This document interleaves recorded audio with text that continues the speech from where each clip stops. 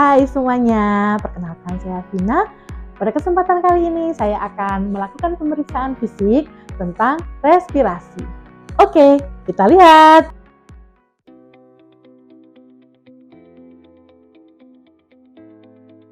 Untuk persiapan alatnya, yang pertama hand rub, handscoon, kemudian oximetrik, kemudian stetoskop, dan buku catatan untuk melakukan dokumentasi. Selamat siang, Pak. Siang. Perkenalkan, nama saya Vina. Saya yang bertugas pada siang hari ini untuk melakukan pemeriksaan fisik pernafasan yang bertujuan untuk melihat apakah ada kelainan dalam pernafasan Bapak. Dengan Bapak siapa? Yusilo. Untuk tanggal lahirnya tanggal berapa, Pak? Tanggal 4 Februari 1999. Oke, baik. Nanti untuk pemeriksaannya kurang lebih dilakukan 15-20 menit ya, Pak ya. Kemudian nanti saya minta tolong juga untuk dibuka bajunya yang di bagian depan, juga nanti untuk pemeriksaannya posisinya bisa juga miring. Bersedia ya, Pak ya? Ya, saya akan kembali lagi, akan saya siapkan alat dulu. Mohon ditunggu ya, Pak. Terima kasih.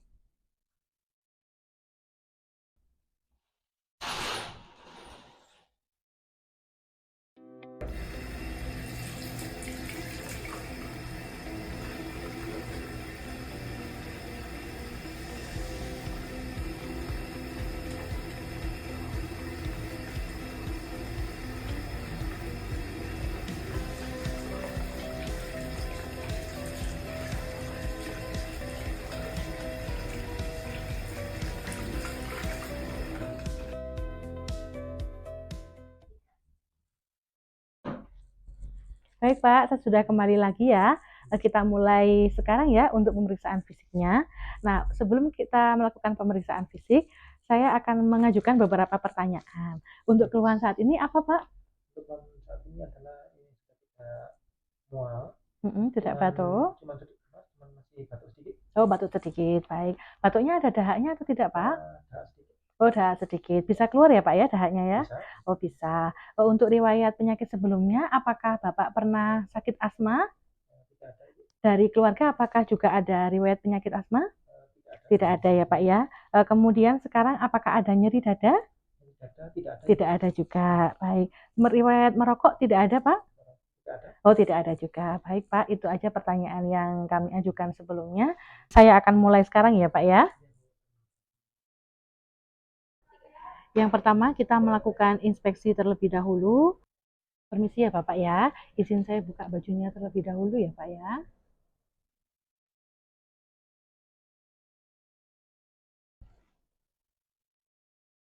Yang pertama, kita melakukan inspeksi. Perhatikan pasien apakah tampak sesak, adakah pernafasan cuping hidung, dan tarikan otot-otot bantu pernafasan. Perhatikan juga ada sianosis atau tidak. Inspeksi bentuk dada pasien, apakah normal atau tidak. Kita bisa melihat apakah ada barrel chest, funnel chest, pigeon chest. Kemudian inspeksi permukaan dinding dada, apakah warna kulit sama dengan warna kulit sekitarnya. Inspeksi apakah ada massa. Kemudian kaji dinding dada apakah ada scar atau deformitas. Riwayat terjadi stertotomi dan torakotomi. Bila ada clavicular scars, kemungkinan riwayat pemasangan pacemaker.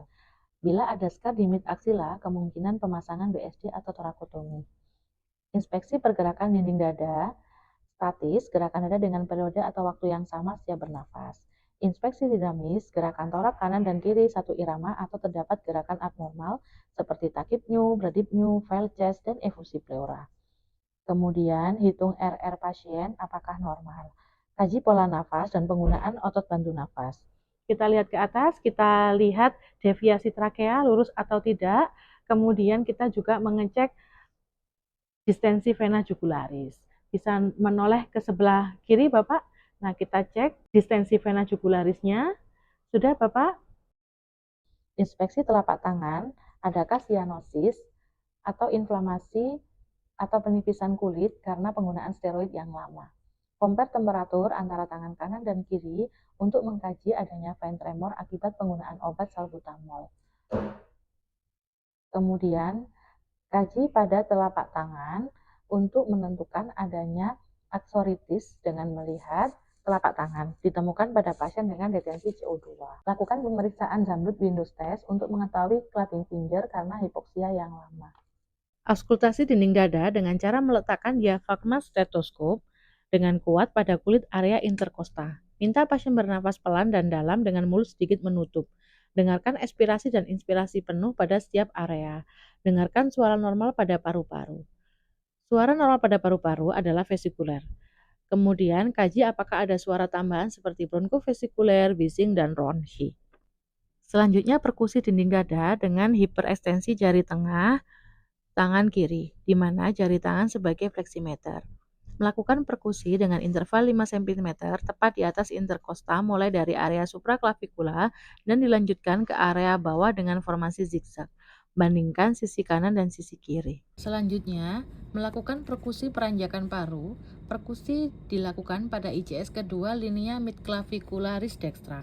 Dilanjutkan, kita mendengarkan perpindahan dari suara sonor ke redup. Beri tanda pulpen dan minta pasien untuk menarik nafas panjang, dalam, dan menahannya. Kemudian beri tanda ukur tanda ke-1 dan kedua. Normalnya 5 cm. Selanjutnya, kita melakukan palpasi pada seluruh lapang dada untuk mengetahui adanya krepitasi. Sambil kita melihat respon pasien apakah ada nyeri atau tidak. Selanjutnya, kita lakukan palpasi ekspansi dada dengan cara meletakkan ibu jari di ketinggian iga ke-10 dengan jari tangan yang memegang longgar dinding dada sebelah lateral dan sejajar dinding tersebut. Menggeser kedua ibu jari ke arah medial sehingga cukup untuk menimbulkan lipatan kulit yang longgar pada setiap sisi dada di antara ibu jari dan tulang belakang pasien.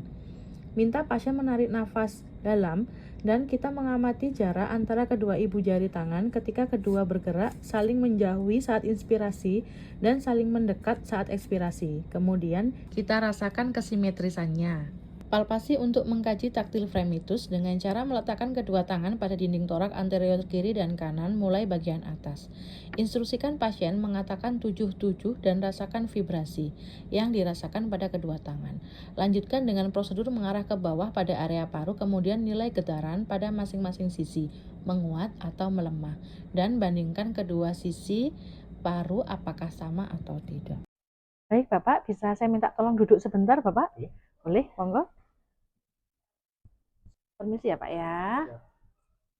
Selanjutnya kita inspeksi bagian nafas di belakang atau posterior. Kita melihat apakah normal, apakah ada deformitas, kemudian apakah warna sama dengan kulit sekitar, dan juga nampak skar atau massa. Selanjutnya, kita melakukan palpasi ekspansi paru di dinding dada bagian posterior dengan cara yang sama seperti pemeriksaan ekspansi paru di dinding dada anterior.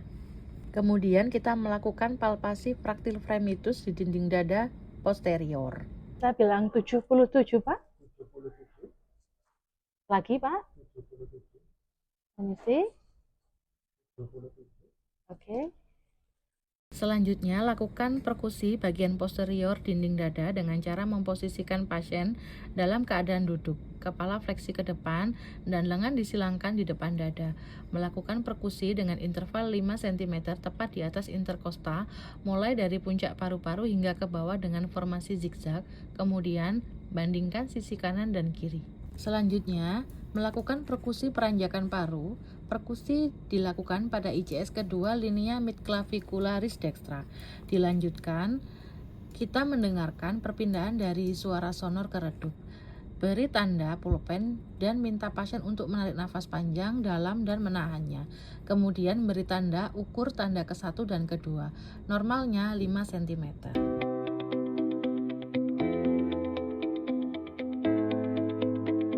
Selanjutnya, auskultasi dinding dada posterior. Letakkan stetoskop pada kulit area interkosta posterior. Minta pasien bernafas perlahan dan dalam dengan mulut sedikit menutup. Dengarkan inspirasi dan ekspirasi dari setiap area.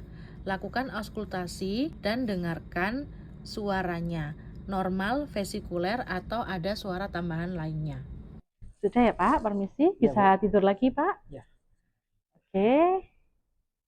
Baik Bapak, untuk pemeriksaannya sudah selesai ya Bapak ya. Permisi saya bantu untuk merapikan bajunya ya Pak ya. Ya. Untuk responnya sekarang gimana? Yang dirasakan sekarang? Sudah dirasakan. Oh nggih, baik Pak ya. Ini tadi sudah saya lakukan pemeriksaan. Dari hasil kesimpulan pemeriksaan saya, hasilnya dalam batas normal ya Pak ya. Ya, setelah ini akan ada tindakan yang lain atau pemeriksaan yang lain ya Pak ya. Saya izin undur diri dulu. Terima kasih atas kerjasamanya. Assalamualaikum Bapak. Setelah itu kita lepaskan sarung tangan, kemudian merapikan alat-alat dan kita cuci tangan 6 langkah.